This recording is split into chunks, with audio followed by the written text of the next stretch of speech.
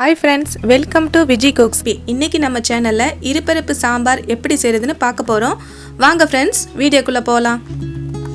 குக்கர்ல 2 டம்ளர் தண்ணீரை ஊத்திக்கோங்க. துவரம்பருப்பு 1 கப் தண்ணீரோட ஆட் பண்ணிக்கோங்க. கடலைப்பருப்பு 1 கப் ஆட் பண்ணிக்கோங்க. மஞ்சள்தூள் தேவையான அளவு ஆட் பண்ணிக்கோங்க. எல்லாத்தையும் நல்லா மிக்ஸ் ஆற மாதிரி நல்லா கலந்து விடுங்க.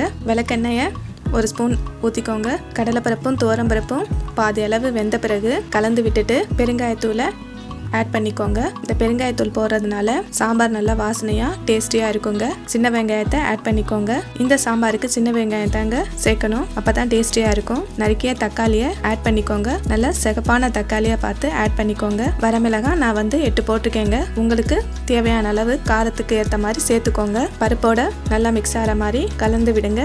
நல்லா கொதிச்ச பிறகு தேவையான அளவு உப்பை ஆட் பண்ணிக்கோங்க. எந்த ஒரு டிஷ்ஷு சமைக்கும் போதும் நம்ம கல் உப்பை ஆட் பண்ணிக்கலாங்க, அப்போ தாங்க உடம்புக்கு ரொம்ப நல்லது. இதோட நம்ம கொத்தமல்லியை ஆட் பண்ணிக்கலாங்க. பாதி அளவு நல்லா வெந்த பிறகு கலக்கி விட்டுட்டு குக்கரில் 3 விசில் வச்சுட்டு மூடி வச்சுருங்க. ஒரு கடாயில் தேவையான அளவு எண்ணெய் காஞ்ச பிறகு கடுகு உளுத்தம்பருப்பை ஆட் பண்ணிக்கோங்க. இதோட பொடிசா நறுக்கின சின்ன வெங்காயத்தை ஆட் பண்ணிக்கோங்க. எண்ணெயில் நல்லா மிக்ஸ் ஆகிற மாதிரி கிளறி விடுங்க. கருவேப்பிலையை ஆட் பண்ணிக்கோங்க.